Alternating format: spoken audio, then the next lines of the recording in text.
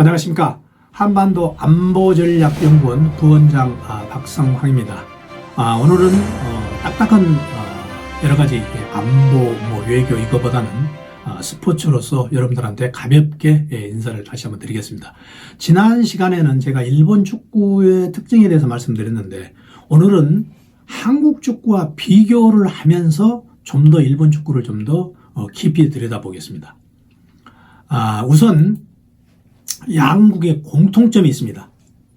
물론 16강에서 같이 떨어진 그런 공통점도 있지만 세 가지 점을 들 수 있겠는데, 하나는 뭐냐면은 양 국가가 전부 다 개인기 유지보다는 조직력 축구를 한다. 물론 당연히 그렇죠. 우리는 중남미나 또 유럽에 비해서 개인기가 뒤지기 때문에 당연히 조직력 축구를 해야 되죠. 그 다음에는 강한 정신력입니다. 우리나라 대표 선수들 그 정신력 강한 거 우리는 잊을 수가 없습니다. 특히 포르투갈 시합에서 후반전 추가 시간에 손흥민 선수 패스로 황희찬 선수가 골을 한 건, 이거는 정신력이 없으면 그렇게 될 수가 없는 거죠. 그래서 저는 그 강한 정신력이 양 국가, 일본도 마찬가지입니다. 강한 정신력, 이 강한 정신력을 들지 않을 수 없다. 그리고 또 하나는 국민들의 열렬한 응원입니다. 일본에 가서도 제가 확인했고 한국에서도 확인했는데, 이 양 국가가 국민들의 열렬한 응원을 바탕으로 하고 있다는 겁니다. 개인기가 부족하다는 게 가장 증명이 되는 게 있습니다. 출전 선수 몸값을 간단히 여러분들한테 비교해 드리면 이렇습니다. 일본 2억 500만 유로, 한국 1억 6,500만 유로. 그런데 잉글랜드는 12억, 브라질은 11억.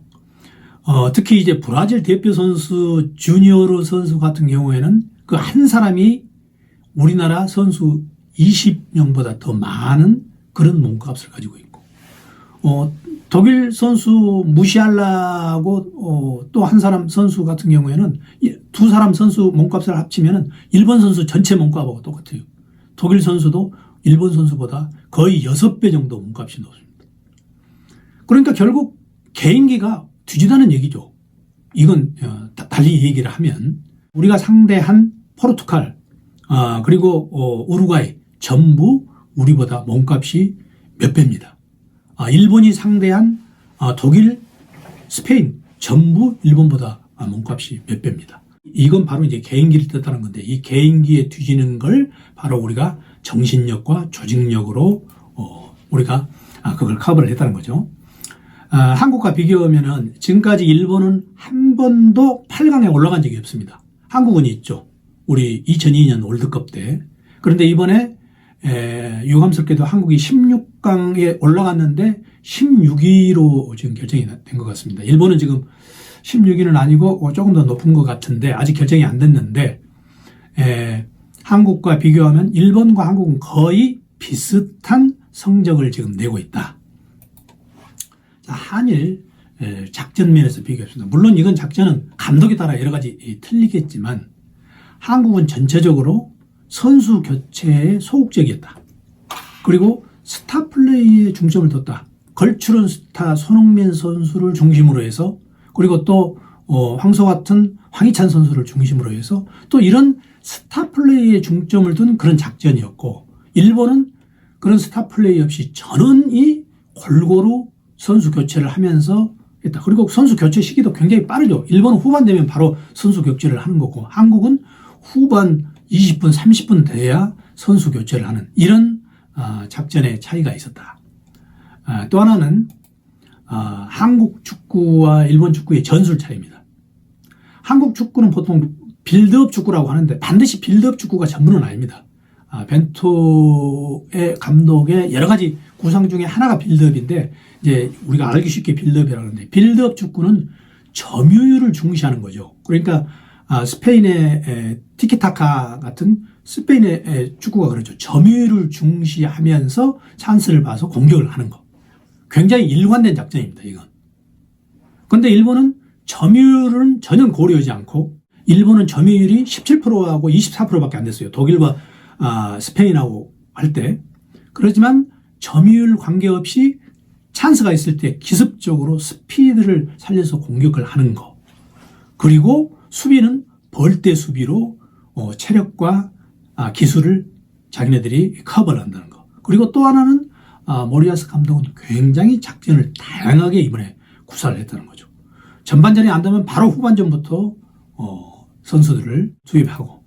그래서 이 빌드업 축구를 보면 여기 그림에 보시면은 우리 한국 축구의 작전과 포르투갈 축구의 작전이 나옵니다. 빌드업 축구는 뭐냐면은 우리가 계속 공을 가지고 있으면서도 서서히 조심스럽게 수비수에서 중앙 미드필드 공격수로 전달하는 거고, 또 포르투갈은 그게 아니죠. 포르투갈은 스페인하고 축구가 비슷한 거죠. 점유율을 높이는 축구하고 비슷하지만 우리하고는 또 다른 측면이죠. 우리는 이렇게 굉장히 안정적이고 대칭적인 면에서 빌드업 축구를 하는 거고, 포르투갈은 그보다는 좀 변형적인 위치에서 축구를 하는 이런 면에서 조금 차이가 있다는 거죠. 자, 일본의 스포츠의 특징을 우리가 이제 축구만 할 게 아니고 우리가 조금 축구 이외의 다른 분야를 조금 우리가 볼 필요가 있습니다. 왜 일본이 단체 경기에 강한가? 그걸 우리가 유심히 알아야 됩니다. 일본은 지난번에도 말씀드렸다시피 사무라이 여편이라고 해서 어떤 정신력의 바탕을 둔 단체 경기는 굉장히 강하다. 일본이 마지막에 크로아티아하고 승부차기에서 진 이유 중에 하나를 해설 평론가들은 어떻게 평가를 하냐면 일본이 단체전은 강한데 페널티킥은 개인전하고 비슷하다 이거죠. 그래서 개인전에 약했다. 그래서 페널티킥 승부차기에 그렇게 약했다. 그렇게 하는 사람도 있습니다. 그래서 일본의 스포츠의 특징 중에 하나가 일본은 단체 경기에 강하다. 지금 축구 그렇죠? 야구, 일본 야구 조금 이따 구체적으로 말씀드리겠습니다. 그리고 또 배구도 마찬가지죠. 그리고 럭비, 일본 럭비가 우리 한국 럭비보다 한 수 위라는 걸 우리는 잘 알 겁니다. 그래서 일본 스포츠 특징이 단체로 모일 때 강하다. 골프는 우리가 훨씬 강하죠. 개인 종목에서. 우리 월드컵 성적에서 일본은 우리하고 비슷하지만 한 번도 8강에 올라간 적이 없다.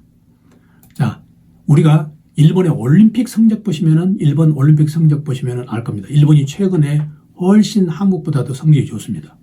과거에는 우리 한국이 일본과 거의 비슷했는데 최근 들어서 일본이 승승장구를 하고 있는 걸 보실 수 있을 겁니다. 또 하나 야구를 예를 들 수 있습니다. 야구가 올림픽 주 종목에서 한 12년 동안 빠졌는데 그 빠진 기간을 제외하고 1984년부터 2021년까지 일본은 한 번도 4강에서 탈락한 적이 없습니다. 우승도 2번 했고 준우승 2번 했고 동메달. 그런데 우리 생각해보면 우리 야구는 지난번 우리가 동경올림픽 때 우리는 입상을 못했죠. 일본 야구 강합니다. 또 일본 야구에는 걸출은 지금 스타가 있죠. 오타니 쇼헤이, 로스앤젤레스의 에인젤스 팀에 있는데 이번에 MLB에서 역사적인 기록을 세웠죠. 15승, 투수로서 15승, 홈런 35개, 그리고 그 211개 탈삼진. 이런 일본 야구의 토양도 결국 어떤 단체 정신에서 온 게 아닌가 이런 생각이 듭니다. 우리가 일본과 한국에 있어서 주변 환경도 우리가 볼 필요가 있습니다. 일본은 지금 어떤 시스템을 가지고 있냐면은 제가 일본에 가서 직접 봤는데 일본에서는 TV 채널 중에서 TV 채널 하나만 방영을 합니다. 예를 들어서 NHK, 아사히, 그리고 후지. 그러니까 일본이 어떤 경기를 하면은 TV 채널 하나에서만 방영을 합니다. 우리 한국은 KBS, MBC, SBS 세 군데에서 똑같은 장면을 해설자만 다르게 방영을 하는 거죠. 일본은 굉장히 이게 체계적이라는 얘기입니다. 우리가 이걸 쉽게 생각하면 안 됩니다. 한국은 많은 TV를 보게 해서 뭐 좋지 않느냐. 결코 그렇지 않습니다. 일본은 모든 면에서 이렇게 체계적이고 오케스트라 같은 그런 차원에서 축구를 지원한다는 거죠. 또 하나 한국 축구가 그러면 이번 기회에 어떻게 업그레이드를 시켜야 되느냐. 그런 점에서 제가 여러 축구 전문가들한테 물어봤습니다. 결론이 이렇습니다. 우리는 어떤 순간에서 어떤 이벤트를 맞이해서 냄비식 지원을 하는 경향이 많다. 이번에 벤투 감독도 그런 얘기를 했죠. 지속적인 관심과 선수들이 편하게 할 수 있는 그런 환경을 아주 적극적으로 만들어줘야 된다. 유소년 교육부터 복지까지. 한국에서는 지금 유소년 교육도 많이 하고 있습니다. 그런데 한국에는 특이한 현상이 있죠. 유소년 팀은 해외에 가서 엄청나게 좋은 성과를 거두는데 청소년 과정을 거치면서 다시 한국의 축구 토양에 묻혀서 다시 선수가 빛을 발하는 경우가 굉장히 많다는 겁니다. 그래서 우리가 유소년부터 청소년 그리고 또 나중에 자기네들이 대표팀 갈 때까지 그런 일관적인 시스템을 우리가 다시 한번 이 기회에 점검을 해봐야 되지 않겠느냐. 그리고 합리적인 인사 시스템.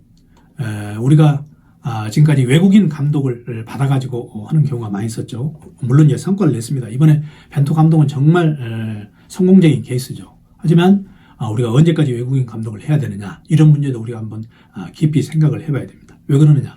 이번에 모리야스 감독을 보면서 모리야스 감독이 순수 토종이면서 일본 선수들을 아주 성공적으로 이끄는 그런 모습에서 우리가 한국 축구도 그런 종착역으로 우리가 가야 되지 않겠느냐. 또 하나 우리가 한국 축구 업그레이드 할 부분에 대해서 제가 느낀 부분입니다. 한국 축구는 이미지 관리가 필요하다는 거예요.